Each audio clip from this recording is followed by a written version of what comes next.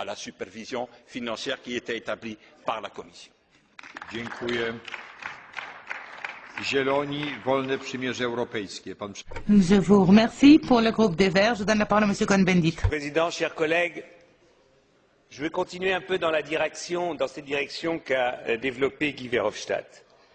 Il est évident que pendant 4 mois, on a tergiversé. Il est évident qu'on s'est trompé. Il est évident qu'en tergiversant, on a donné une dynamique au marché et à la spéculation.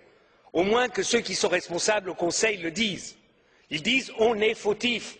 C'est nous, c'est de notre faute. Madame Merkel, Monsieur Sarkozy, je ne sais pas comment ils s'appellent et je ne sais pas ce qu'ils font dans la vie, mais tout le monde pouvait lire ça dans les journaux que c'était à faire tout de suite.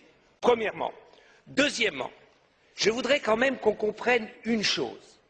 Ce que doit faire le gouvernement Papandréou est une chose presque impossible. Et que je demande à l'ECOFIN, aux chefs de gouvernement, de réfléchir que eux, chez eux, ils sont incapables de mettre des réformes sur pied. Combien de temps la France a besoin pour réformer les retraites? Combien de temps l'Allemagne a besoin pour faire des retraites? Et maintenant, on demande à Papandréou, en 3 mois, tu changes tout. Vous êtes complètement fous. Et la preuve, c'est ce qui se passe en Grèce. On ne donne pas à la Grèce, à M. Papandréou, le temps de trouver un consensus en Grèce, de trouver un consensus. Il n'y a pas d'identification en Grèce avec l'État. C'est chacun pour soi.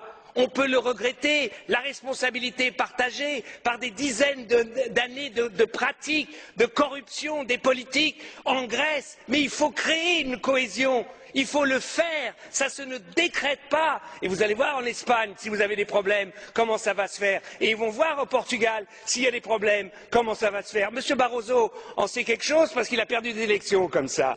Donc, non, il n'a jamais perdu l'élection. Je veux dire par là que nous devons avoir un sens de la responsabilité. Et nous ne devons pas demander l'impossible. Moi, j'ai l'impression, il y a un temps, on entendait I want my money back. J'ai l'impression qu'au gouvernement, maintenant, on dit I want to make money on the back of the Greece. Parce que c'est ça aussi, quand on emprunte à 1,5 ou 3% et qu'on donne à la Grèce à 3, à 5 ou 6%, on fait de l'argent sur le dos de la Grèce. C'est intolérable. Et puis alors, l'Europe peut prendre des initiatives. Guy Verhofstadt a raison quand il a parlé d'un fonds monétaire européen, d'un fonds d'investissement et de solidarité pour lever un emprunt européen. Il faut changer les traités. Eh bien, ici, camarades, ici, dans ce Parlement, nous avons la possibilité de prendre une initiative pour changer les traités. N'attendons pas le Conseil, ils sont incapables de décider. Prenons l'initiative, une initiative commune de ce Parlement pour changer les traités, pour qu'enfin il y ait un fonds monétaire européen qui puisse justement s'attaquer à la spéculation. Nous pouvons le faire, yes we can. Let's do it. Et maintenant, je voudrais dire autre chose sur le pilotage de ce qui se passe en Grèce.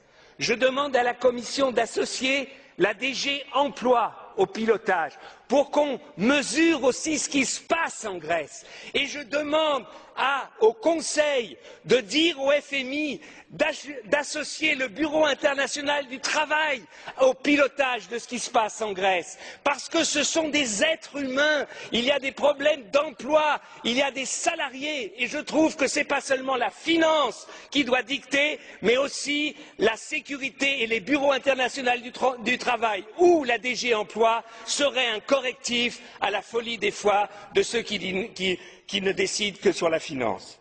Et puis, un dernier point.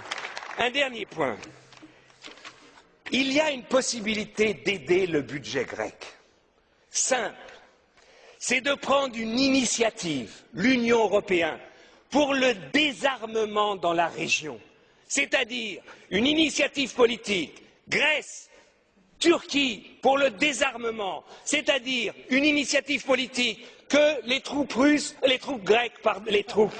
turques, se retirent de Chypre Nord, qu'il y ait un désarmement. Je dis une chose, on est quand même hypocrite. Ces derniers mois, la France a vendu 6 frégates à la Grèce pour 2,5 milliards, des hélicoptères pour plus de 400 millions, des Rafales, un Rafale à 100 millions. Là, malheureusement, mon espionnage ne m'a pas permis de dire si c'est 10 ou 20 ou 30 Rafales. Ça fait presque 3 milliards. Et puis il y a l'Allemagne a vendu 6 sous-marins dans les prochaines années à la Grèce il y a quelques mois. Ça fait 1 milliard.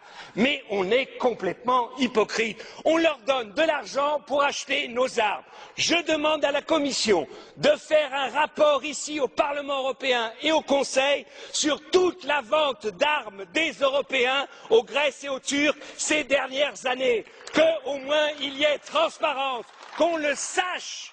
Eh bien, je vous dis que si on agissait en manière responsable, assurons à la Grèce l'intégrité de leur territoire. Les Grecs ont 100 000 soldats. Plus de 100 000, l'Allemagne en a 200 000. C'est complètement aberrant. Un pays qui a 11 millions d'habitants a 100 000 soldats. Demandons cela à la Grèce. C'est peut-être plus efficace que de baisser les salaires de quelqu'un qui gagne 1 000 euros. Voilà ce que je demande à la Commission, d'être un peu juste. Dziękuję panu za wypowiedź. Merci beaucoup, monsieur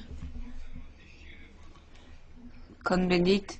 Au nom des conservateurs et réformateurs, je vous donne la parole. Dank u wel, meneer de voorzitter, om mij